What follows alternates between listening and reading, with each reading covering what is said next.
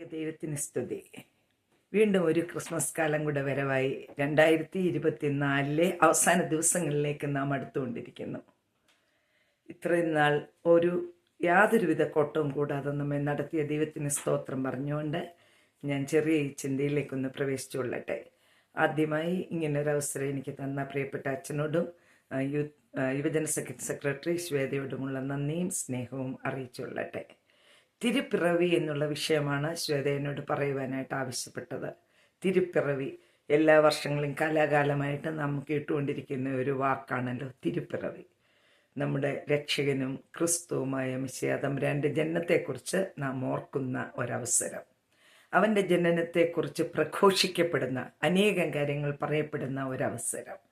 ഈ തിരുപ്പിറവി എനിക്കെങ്ങനെയാണ്, എന്താണ് ഈ തിരുപ്പിറവിയുടെ സാങ്കത്യം എൻ്റെ ജീവിതത്തിൽ? ഇതിനെപ്പറ്റിയാണ് ഒന്ന് ചിന്തിക്കാമെന്ന് ഞാൻ കരുതുന്നത്. യെശയ്യാപ്രവാചകന്റെ പുസ്തകം 7-ാം അധ്യായം 14-ാം വാക്യം ഇപ്രകാരം പറയുന്നു: കന്യക ഗർഭിണിയായി ഒരു മകനെ പ്രസവിക്കും, അവന് ദൈവം നമ്മോട് കൂടെ എന്നർത്ഥമുള്ള ഇമ്മാനുവേൽ എന്ന് പേർ വിളിക്കണം. ദൈവം നമ്മോട് കൂടെ. ഓരോ തിരുപ്പിറവിയിലും നാം ഓർക്കേണ്ടത് ഇത് തന്നെയല്ലേ? എന്താണ് ദൈവം നമ്മോട് കൂടെ എന്ന് പറയുന്നതിൻ്റെ അർത്ഥം? യെശയ്യാപ്രവാചകൻ തൻ്റെ പുസ്തകം 6-ാം അധ്യായത്തിൽ വീണ്ടും പറയുന്നുണ്ടല്ലോ, സ്വർഗത്തിൻ്റെ സിംഹാസനങ്ങളിൽ ഉയർന്നും പൊങ്ങിയും ഇരിക്കുന്ന ഒരു സിംഹാസനത്തിലിരിക്കുന്ന ദൈവത്തെപ്പറ്റി. ആ ദൈവത്തിൻ്റെ മുൻപിൽ ഭയന്ന് വിറയ്ക്കുന്ന ശുദ്ധിയില്ലാത്ത അധരങ്ങളുള്ള മനുഷ്യനെന്ന് പറഞ്ഞ് വിലപിക്കുന്ന യെശയ്യാവിനെ കാണുന്നു.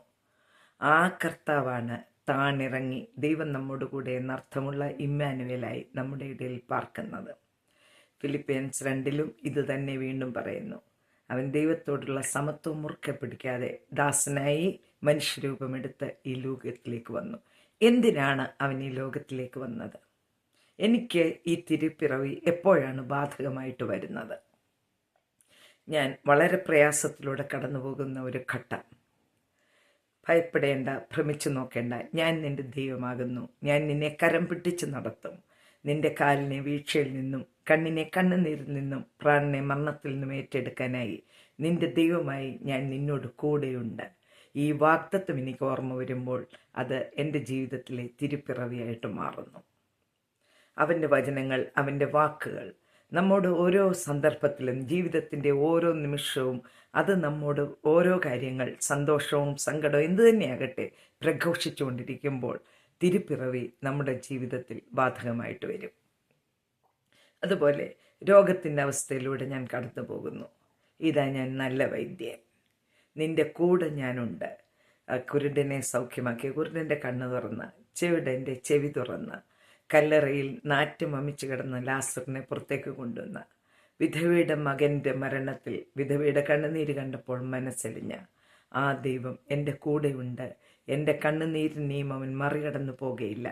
നാറ്റം വെച്ച് കഴിയുന്ന കല്ലറയിൽ കിടക്കുന്ന അവസ്ഥയാണെങ്കിൽ പോലും എന്നെ കരം പിടിച്ചുയർത്തുവാൻ എൻ്റെ കർത്താവ് എൻ്റെ കൂടെയുണ്ടെന്ന് ഞാൻ വിശ്വസിക്കുമ്പോൾ അതെൻ്റെ ജീവിതത്തിലെ തിരുപ്പിറവിയായി മാറും. ഇതാണ്, ഞാനിങ്ങനെയാണ് തിരുപ്പിറവിയെ കാണുന്നത്. അല്ലാതെ ഡിസംബർ 25-ന് കർത്താവിൻ്റെ ജന്മദിനം ആഘോഷിക്കുന്നത് കൊണ്ടുള്ള തിരുപ്പിറവിയല്ല. അവൻ്റെ ജനനം, ഇമ്മാനുവേലായ ദൈവം നിന്നോട് കൂടെ. അത് ഈ നിമിഷവും ആ നിമിഷവുമല്ല.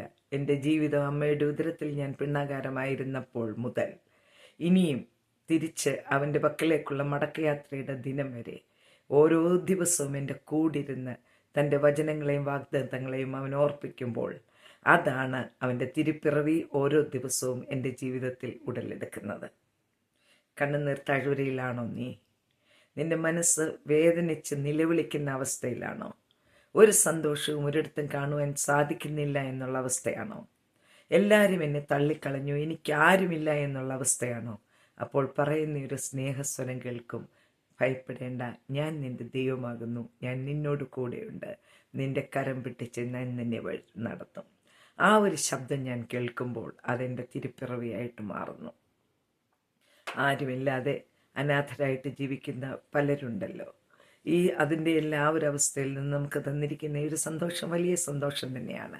എന്നാൽ പലപ്പോഴും എല്ലാവരും ചുറ്റിലുള്ളപ്പോഴും അനാഥരത്വത്തിലേക്ക് പോകുന്നു എന്നുള്ളൊരു തോന്നൽ നമുക്ക് വരുമ്പോൾ അവൻ നമ്മോട് പറയുന്നതായിട്ട് നമുക്ക് തോന്നും, ഞാൻ നിങ്ങളെ ഒരിക്കലും അനാഥരായി വിടുകയില്ല.